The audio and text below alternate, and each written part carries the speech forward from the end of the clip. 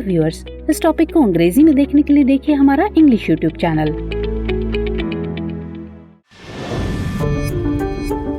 Hello viewers, to the point programme में आपका स्वागत है। आज का हमारा विषय है क्या है लिबोर। चलिए सबसे पहले जानते हैं कि ये चर्चा में क्यों है। हाल ही में भारतीय रिजर्व बैंक यानी आरबीआई ने बैंकों और अन्य विनियमित संस्थाओं को 1 जुलाई 2023 से LIBOR यानी लिबोर से पूर्ण परिवर्तन सुनिश्चित करने हेतु कदम उठाने के लिए कहा है।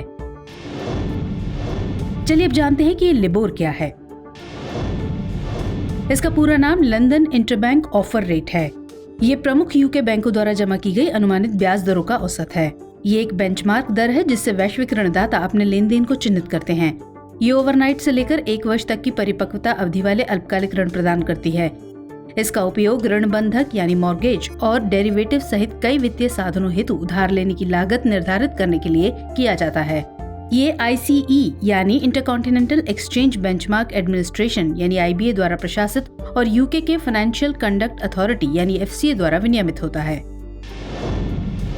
चलिए अब जानते हैं कि लिबोर की गणना कैसे की जाती है। इसकी गणना 5 मुद्राओं और 7 परिपक्वता अवधियों के लिए प्रतिदिन की जाती है। ये 5 मुद्राएं हैं UK pound sterling, Swiss franc, euro, जापानी येन और US डॉलर। वहीं 7 परिपक्वता अवधि हैं रात भर, 1 सप्ताह, 1 महीना, 2 महीने, 3 महीने, 6 महीने और 12 महीने। इसकी गणना के लिए 18 अंतर्राष्ट्रीय बैंक हर दिन उन दरों के बारे में अपने विचार प्रस्तुत करते हैं जो वे सोचते हैं कि अगर उन्हें लंदन में इंटरबैंक लेंडिंग मार्केट पर किसी अन्य बैंक से पैसा उधार लेना पड़ा तो वे भुगतान करेंगे। अत्यधिक उतार या चढ़ाव से बचने के लिए ICE औसत की गणना करने से पहले 4 उच्चतम सबमिशन और 4 सबसे कम सबमिशन को हटा देता है। ये ध्यान दिया जाना चाहिए कि लिबोर इस बात पर निर्भर नहीं करता है कि बैंक वास्तव में एक दूसरे से धन उधार लेने के लिए क्या भुगतान करते हैं। इसके बजाय ये उनके विचार से संबंधित उनके सबमिशन पर आधारित है कि वे क्या भुगतान करेंगे। चलिए जानते हैं कि लिबोर को क्यों समाप्त किया जा रहा है। ये बेंचमार्क दर 2012 में एक बड़े घोटाले के केंद्र में थी, जब ये पता चला था कि कई बैंकों ने अपने स्वयं के लाभ के लिए लिबोर दरों में हेरफेर करने के लिए साठगांठ की थी। लिबोर ने 2008 के वित्तीय संकट में महत्वपूर्ण भूमिका निभाई थी। इसका उपयोग बंधक, ऋण और डेरिवेटिव सहित कई वित्तीय साधनों के लिए एक बेंचमार्क दर के रूप में किया गया था। इंटरबैंक लेंडिंग मार्केट, जिसे लिबोर को प्रतिबंधित करने के लिए डिजाइन किया गया था, हाल के वर्षों में कम सक्रिय हो गया है। दुनिया भर के नियामक नई बेंचमार्क दरें विकसित कर रहे हैं। सिक्योर्ड ओवरनाइट फाइनेंसिंग रेट यानी SOFR संयुक्त राज्य अमेरिका में लिबोर का मुख्य प्रतिस्थापन है। वहीं यूके में स्टर्लिंग ओवरनाइट इंडेक्स एवरेज यानी SONIA लिबोर की जगह ले रहा है। अब बात करते हैं इस पर RBI के स्टैंड की।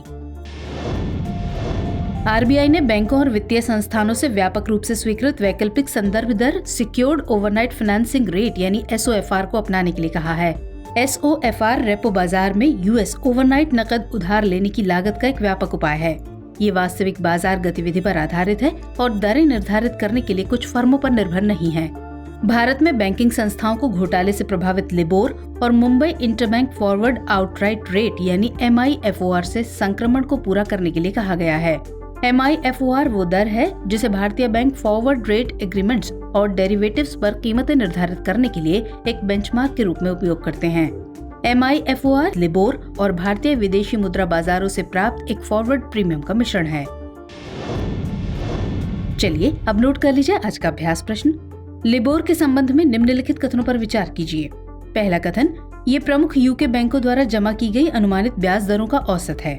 दूसरा कथन, ये ओवरनाइट से लेकर 1 वर्ष तक की परिपक्वता अवधि वाले अल्पकालिक ऋण प्रदान करता है। और तीसरा कथन, इसकी गणना 5 मुद्राओं और 7 परिपक्वता अवधियों के लिए प्रतिदिन की जाती है। यहाँ दिए गए कूट का इस्तेमाल करके आपको सही उत्तर चुनना है।